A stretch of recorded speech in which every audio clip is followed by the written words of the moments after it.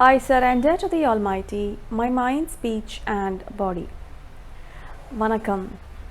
Tamil ancestors have passed down their ancestral wisdom in a book called Thirukkural.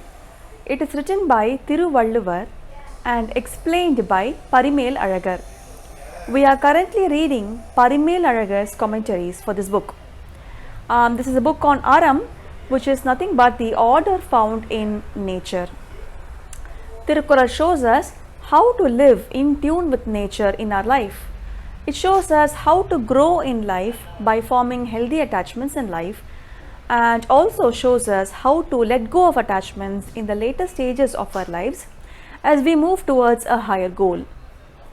We are reading the preface or the Urai Payiram of Parimel Alagar's work.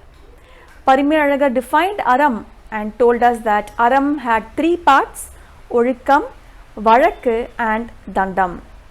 Ozhikam is nothing but following the do's and don'ts as given for a particular Varnam and Ashramam for a long period of time.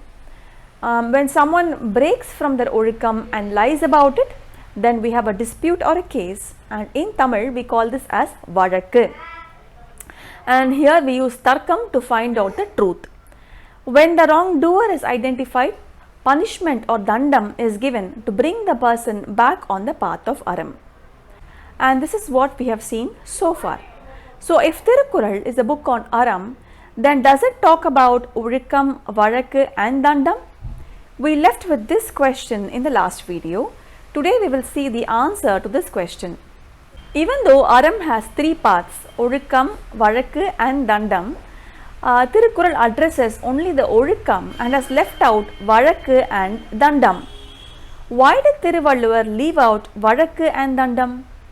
Parimel Alagar says that Thiruvalluvar did not address Vazhakku and Dandam for two reasons. First, the Ozhikam will help the Uyir in its journey not only in this birth but for the subsequent births as well, and help us till we reach Veedu. The Tamil word Immai means in this birth and Marumai means in the next birth, and Veedu is our final destination, which is a space of endless bliss. And the Ozhikam is said to be useful in Immai, Marumai and Veedu. But a knowledge about Vazhakku and Dandam can help to correct the society in this birth, that's all. A knowledge of Vazhakku and Dandam alone cannot help us to reach till Veedu. So considering the utility value, it is clearly more important than the other two. Moreover, the book will become too big and no one will read it. Even with the existing size, many of us have not read it. So the first reason for focusing only on the Ozhikam is Ozhikam will help the Uyir in Immai, Marumai and Veedu, whereas the other two, that is the Vazhakku and Dandam, will only help in the Immai.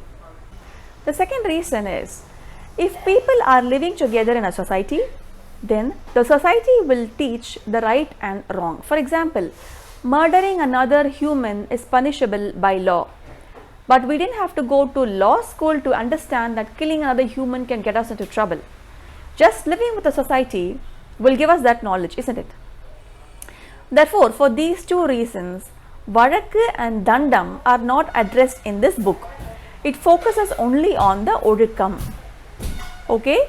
So finally, it is decided that Thiruvalluvar is going to tell us only about Ozhikam. Then, as I had mentioned earlier, the Varnashrama Dharmam, which classifies the personal roles into four groups called ashrams and the societal roles in four groups called varnams, this should be used as the base. Just to refresh our memory, the four ashrams are Brahmacharyam, which is the learning phase, the Grihastham or the phase of the householder, the Vanaprastham or the retirement phase, and the Sannyasam or the phase to let go of all the attachments. So then we would expect Valluvar to give us the Ozhikam for all the four stages of a life, isn't it? Ozhikam for the Brahmacharyam, Ozhikam for the Grihastham, Ozhikam for the Vanaprastham and Ozhikam for the Sannyasam, four ashrams. But the Arattapal talks only about the two phases of life. The Ozhikam for the householder is covered in the section called Illaraviyal, and the Ozhikam for the last phase, that is the Sannyasam, is covered in Thuravaraviyal. Why didn't Thiruvalluvar address Brahmacharyam and Vanaprastham? Can we just forget about the Aram in those phases? No.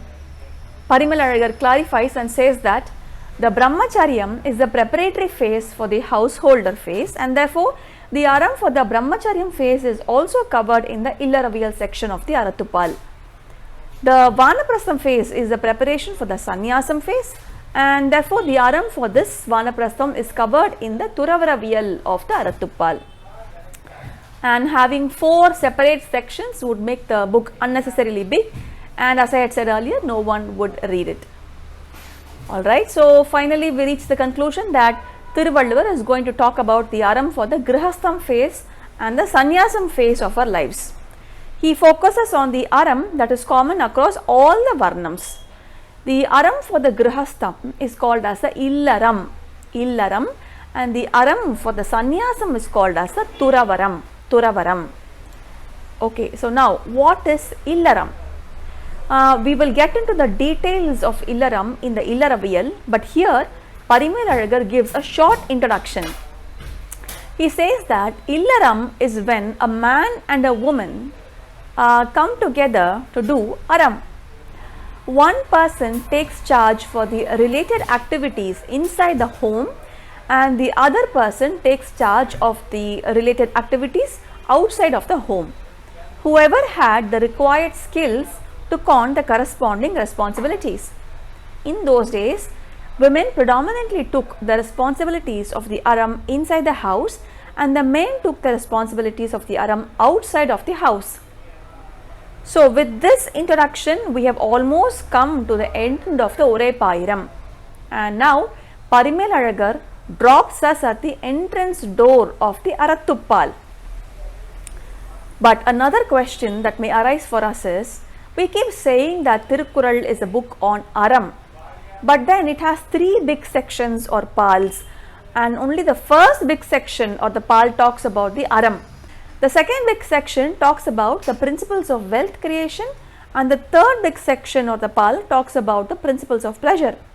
So then why don't we just call it as a book on wealth or pleasure? Why do we insist on calling it as a book on aram?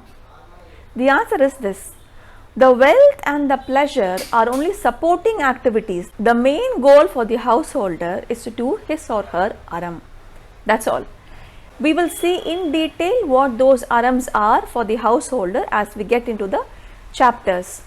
Now, in order to live a life of a householder and to do all the aram mentioned in Tirukkural, we need money, and so the next pal after the Arathupal is about the principles of acquiring wealth. And here in this section, Thiruvalluvar gets into the details of the principles of management. Now, just by doing all the aram could get really boring in life, and life is also about enjoying and having fun. So the last pal is about enjoying the pleasures of life, and that is called as the Inbattu pal. So we understand that even though Tirukkural talks about wealth and pleasure, these two are only supporting activities to aram, and therefore we call Tirukkural as a book on aram and not as a book on porul or inbam. Now we have come to the end of the Uraipayiram.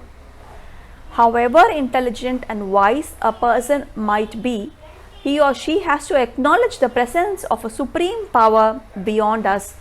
Whether we call it as nature or God, there is a power that is higher than us, and it is believed that only when we have the blessings of that higher power can our skills be useful to the society.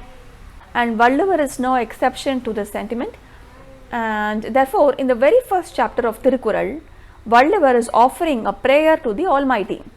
He is praying that his work should be beneficial to everyone and the intended purpose should be achieved. If gurus like Valluvar and Parimal thought it was necessary to bow down to God before starting their work, then it goes without saying that we also need the guidance of a higher power for me to convey without any errors what my teacher taught me, and for you to grasp the wisdom of this book and make it useful to our lives. It is my prayer that whatever my Guru has taught me will come out of me and will be of use to the listeners. And you should also take a moment to ask the higher power to give you the ability to grasp the teachings of Tirukkural in the manner that Valluvar intended. Now the Uraipayiram is over, and we will officially enter the main book. The first big section is called as the Arathupal, and the first subsection of Arathupal is called as the Pairaviyal.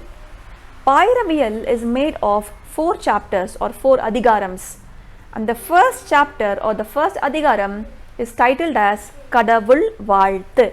Kadavul Vaalthu. In English we can call it as In Praise of God.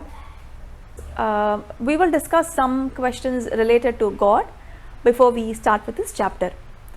With this I will end here, and thank you all for listening. Nandri Vanakkam.